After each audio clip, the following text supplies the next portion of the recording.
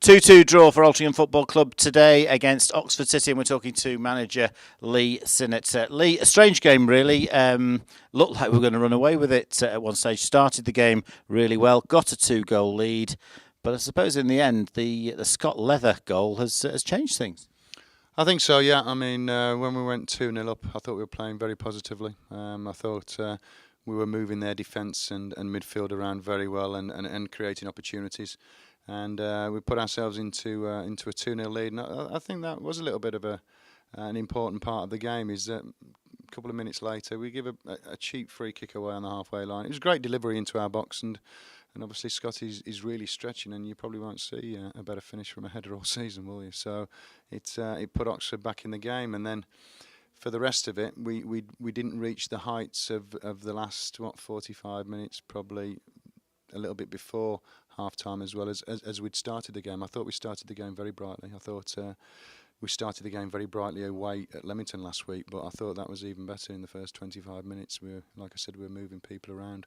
So we're annoyed with ourselves, but we sit as a team that's unbeaten in 7, isn't it? It's got a 5-2 statistic, in the table. But we are annoyed that the 2 points that I would say escaped us today. The first goal, we've caught them a little bit cold from a quickly taken throw, which is a tactic which we use very, very well. Nicky has done some fantastic work to deliver the ball in, and fair play to James Walshaw. When the first one didn't quite make it, it was cleared by the defender. He's absolutely smashed it in from the rebound. Yeah. I thought he used very nimble feet, didn't he, James, to get the shot off. And if you look, both of the goals actually, they were manufactured on the left hand side, wasn't they? And one was finished by James, more or less on the left hand side, but the other one was obviously finished by Simon, coming in near the back post. So I thought, in the first half an hour, I thought the left hand side was very productive. And the second goal, I think Simon Richmond started things off with winning the header from the free kick, and then it's eventually come to him. And whilst we've all been delighted that all the strikers have been scoring plenty of goals early season, we've only had, I think, the one from Carl Rogers from midfield. So it's nice for Simon to get off the mark for the season and another goal from a midfielder. Well, of course, yeah. I mean, if you class Carl's strike as well, he was playing up front, wasn't he? Although it does theoretically come from a midfield player, but yeah. We've got 3 forwards who are in the goal tables, but obviously you want what's behind them contributing to that as well. So it was pleasing to see Simon get off the mark. And then after the own goal from Scott Leather, as he said, he stretched his neck a bit, and it probably wasn't. It was a decent ball in, but it probably wasn't going to cause us that much problems. No chance for Stuart Coburn. He's just had to watch it go into his top corner, really. Well, yeah. I mean. Yeah, I don't think actually it probably would have gone straight through to Stuart, wouldn't it? He would have caught it. But this is what happens in a season, Brian, isn't it? I mean, it happens to every team. They'll concede goals and think how has that happened? So we have to put it out of our mind. We move on next week to North Ferriby. We've still started very positively. Some of the play is starting to build momentum. We just need to iron out. Just a couple of issues, I would say, in our build-up play, and we'll be fine. And at 2-1, I think we've responded reasonably well in the first half, and early in the second half, we've gone very close with a fantastic free kick from Sean Densmore, which has bounced out of the box. Such was the power, but after that, we haven't really created too much. No, I'd agree with you there, and that's what the difference is between the first and the second half. I thought we were very productive in the first half. We looked very dangerous approaching the final third and getting into their box, and then we petered out a little bit. And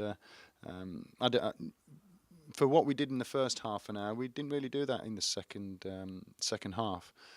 Although, I mean, you've got to say we had enough of the ball to do so with it.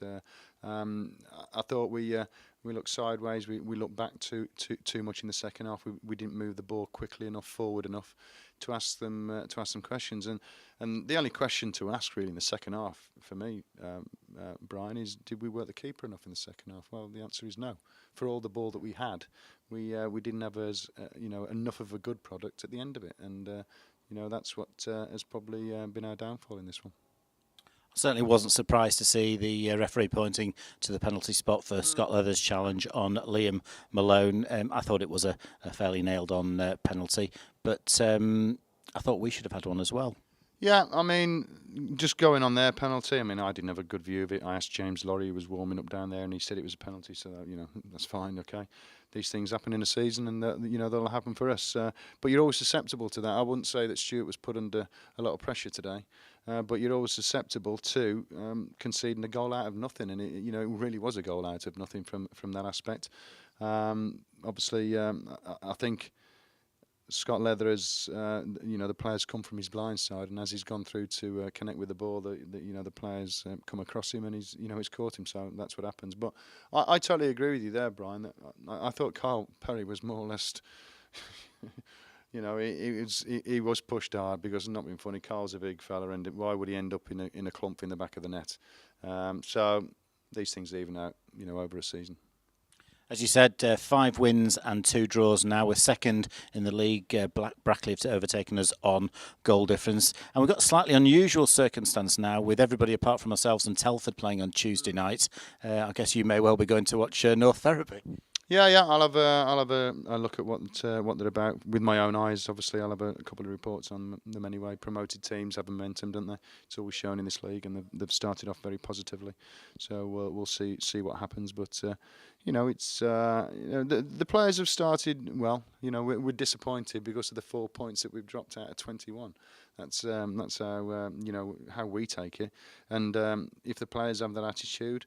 Not if the players have got that attitude, so that's what I want. I would say after today's result is annoyance. We know that we should have secured the 3 points for the reasons we didn't. But it's a long season. We still have little things like I mentioned before, Brian, to iron out, and we'll just keep working at it. But whichever way you look at it, we've made a positive start. So.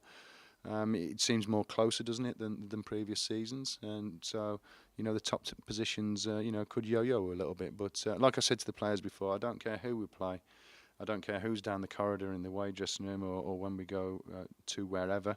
I'm just interested in what my players can do and how they perform, and everything else will look after itself. So the message in that is, yes, we've been positive. But there's still things to work on, and we will do that.